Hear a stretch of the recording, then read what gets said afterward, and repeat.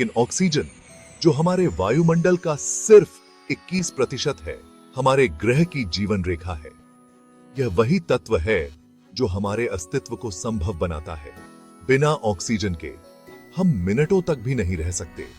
यह हमारे जीवन का आधार है और इसके बिना हमारा अस्तित्व असंभव है। हमारे सेल्स, हमारा दिमाग, हमारा अस्तित्व इस महत्वपूर्ण एलिमेंट पर निर्भर करता है।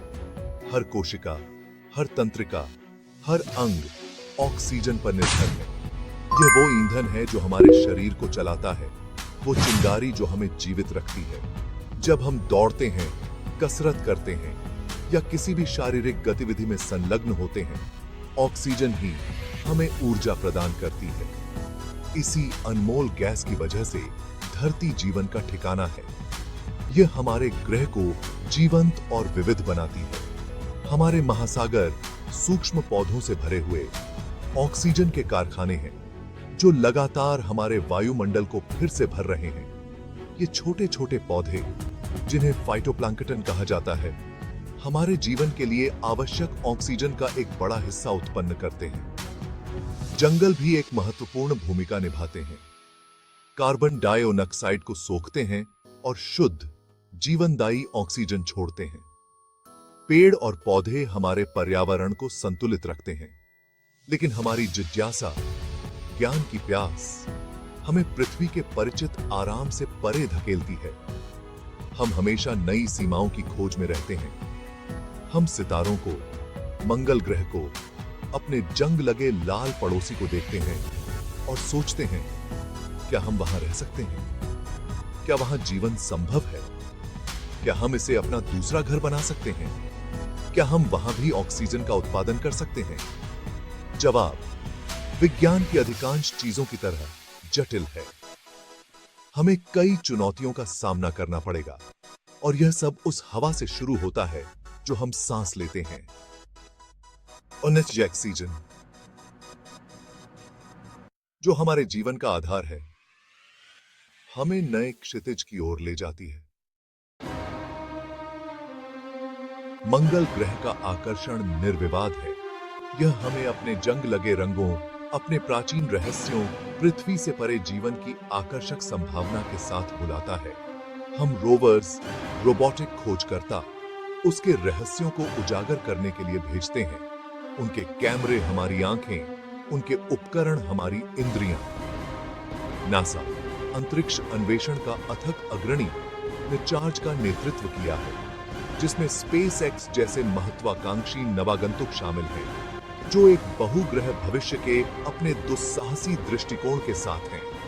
यहां तक कि भारत ने भी अपने नवोदित अंतरिक्ष कार्यक्रम ISRO के साथ लाल ग्रह पर अपनी जगह स्थापित की हैं, जो ज्ञान की वैश्विक खोज में योगदान करने के लिए उत्सुक है। लेकिन मंगल अपने सभी आकर्षण के लिए एक दुर्जेय चुनौती प्रस्तुत करता है।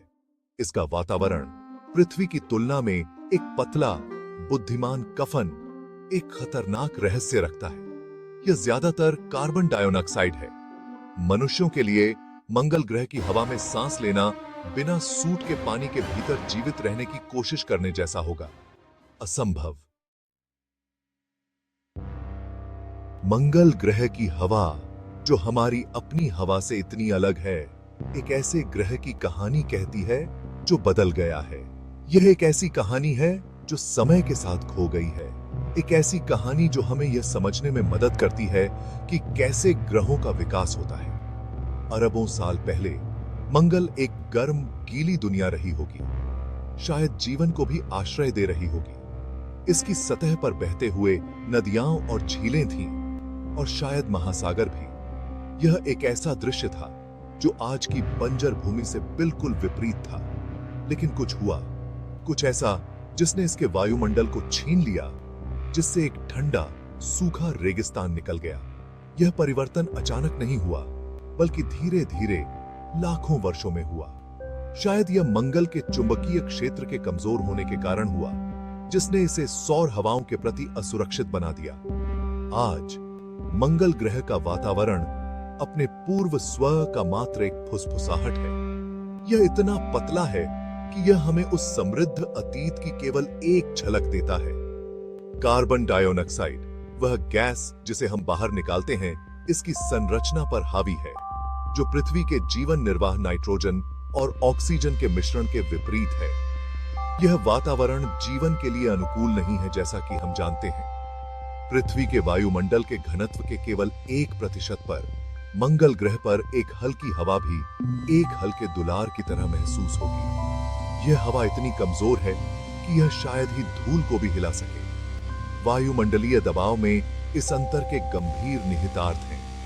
यह अंतर न केवल हवा की गति को प्रभावित करता है, बल्कि यह भी निर्धारित करता है कि सतह पर पानी कैसे व्यवहार करता है। जल, जीवन का अमृत, मंगल ग्रह की सतह पर तरल रूप में मौजूद नहीं रह सकता है। यह या तो बर्फ में जम जाता है या सीधे वाष्प में बदल जाता है। यह प्रक्रिया मंगल की सतह को और भी अधिक शुष्क बनाती है। यह या तो बर्फ में जम जाता है या सीधे वाष्प में बदल जाता है। यह प्रक्रिया मंगल की सतह को और भी अधिक शुष्क बनाती है, जिससे जीवन के लिए आवश्यक तरल पानी की कमी हो जाती है। और इसे ढालने के लिए पर्याप्त वातावरण के बिना मंगल सूर्य से हानिकारक विकिरण से बमबारी कर रहा है। यह विकिरण किसी भी संभावित जीवन के लिए एक बड़ा खतरा है, और यह मंगल की सतह को और भी अधिक दुर्गम बनाता है। चौथा भाग, प्राचीन जल, जमे हुए स्मृतियां। मंगल ग्रह पर पानी। पानी की खोज जीवन की खोज है, जैसा कि हम जानते हैं, और मंगल ग्रह पर उस खोज ने आकर्षक सुराग दिए हैं। 2012 में नासा का क्यूरियोसिटी रोवर इंजीनियरिंग का एक चमत्कार एक प्राचीन झील के तल के प्रमाण पर ठोकर मार गया। उस समय का एक प्रमाण जब मंगल ग्रह पर पानी स्वतंत्र रूप से बहता था। इस खोज ने वैज्ञानिक समुदाय में उत्साह की लहरें भेज दी।